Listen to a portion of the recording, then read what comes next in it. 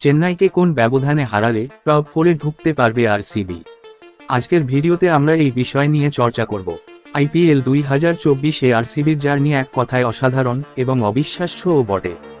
এ যেন নিজের ছাই থেকেই ফিনিক্স পাখির পুনরুত্থান।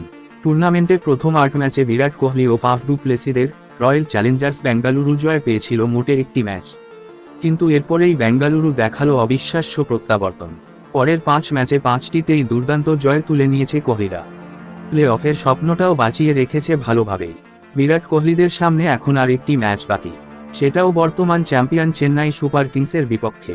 আসরের প্রথম ম্যাচে এই দুই দলই মুখোমুখি হয়েছিল, তাতে মুস্তাফিজের 4 উইকেটের সুবাদে সহজ এক জয় তুলে নিয়েছিল চেন্নাই।